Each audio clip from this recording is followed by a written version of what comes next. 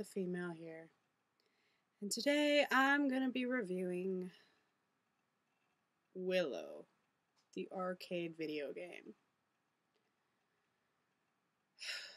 This game was released in 1989 by Capcom. Now, if you've been watching Flipside reviews, you'll know that we had reviewed the film Willow not too long ago, and Cynic had torn it apart pretty good, and I had to admit that some of his points were good.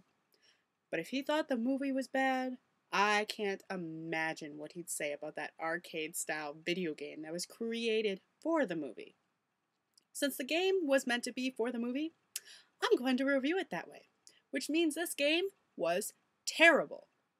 The graphics were well known for the Super Nintendo, and I'm reminded a lot of Mega Man here, which makes sense considering Capcom published it. Wow. The game starts out with the old lady dancing. She looks like she's trying to dance with 3 arms. The graphics make it a little hard to tell, but what can you expect for the 80s and 90s? Not that I'm one to really say anything, I love the 80s. I like how the queen looks in the background. She actually looks creepy and dangerous for once. Then we go to Willow, and they actually make him look more handsome than he is in the actual movie. What the hell, game? The villagers know nothing about Bumorda, and they sent Willow with a group to get rid of the baby to the Daikini, where the baby originated from. Are we in DBZ here? Willow doesn't have any actual powers, so this doesn't really make any sense at all. And I love the child pew pew sounds that come out with each shot. Cute. Where did the brownie come from? What?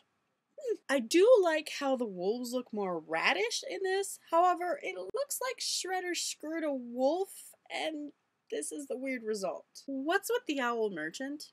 It's so random, and I've never seen anything like that in Willow. Maybe the labyrinth. I think they got their movies mixed up just a little. Who is that pterodactyl guy? Are they just throwing in random bad guys to fill in the time?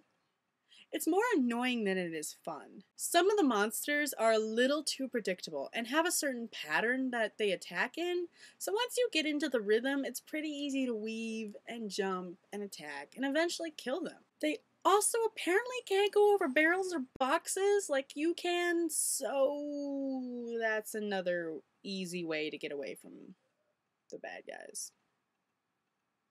I like how there's a lot of them though. Hey, if you can't kill him by tactum, kill him by numbers, I guess. It works for zombies. Mad Mortigan looks way too nice and snazzy when you rescue him from the cage. And he doesn't even want to be a part of Willow's adventure. And wanting nothing to do with him. So this part doesn't make any sense at all. But we'll go for it, I guess. Wait, where's the baby at? And the brownies. They're supposed to be in the cart being tossed around like ragdolls by 2 responsible adults. Did we forget about them or something? What the hell? The spirit is supposed to be before the cart and not with Mad Mortigan. Ugh. This timeline is all out of whack. And it's as if the editor or the creator of this game was just like, oh, this sounds cool. Let's just throw it here and hope that nobody's actually made it through the entire movie and sat down and watched it. We'll play this video game. Nah, that'll never happen. What? I'll forgive the island. And how long it gets there, because we don't know what actually happens between the mainland and the island. However, I know for a fact that a magical man does not wait on the island for him. Rousseau doesn't come an old woman until later. I know because the entire movie and Cynic's point was that he is a terrible, terrible sorcerer. So the fact that Brazil gets transformed magically into a woman right here and not later on by Willow does not make any sense. To fucks up the entire plot of this entire movie and... Oh. Did you guys... Who's keeping an eye on the creator of this game? Who's keeping an eye on the person who actually played this game? Did you even watch the movie? Seriously. What the hell does dragons have to do with Willow?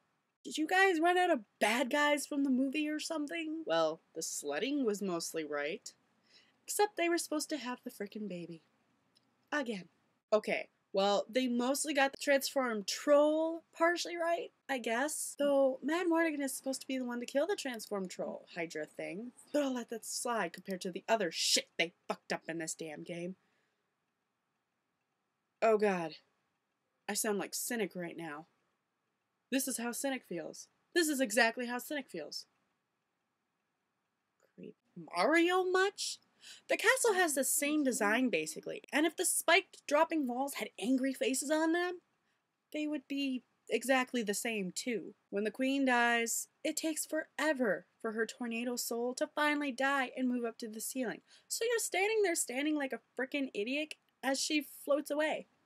Then it goes right into the credits. Then it shows a small clip in the end that states the exact same thing about Mad Mortigan and Willow from the very beginning. I never thought I'd be disappointed in a game, and I'll admit that I haven't played a shit ton of games, but all of them were far better than this piece of shit. It slaughters the movie plots and timelines, and the shit they added doesn't even make sense. This is a game that I'd rather give to that guy who turned one of his game consoles into a frickin' toaster, let him spread jelly all over the inside, and cook to a melted pile of plastic, since it would be more useful then, and make far more sense. Well, this is what the female reveal who had reviewed Willow, the arcade video game, and thought it was a piece of shit. And had turned into Cynic for a moment. Anyway, you can find me on Facebook, Google+, even Twitter. Yes, I got a Twitter. Oh my god. Or you can find me on Flipside Reviews, which is on YouTube. You can also find my partner, Cynic. Go watch him. He's awesome. Does mostly bad movies. So I'm sure you'll enjoy it greatly. And this has been What the Female. Talk to you later.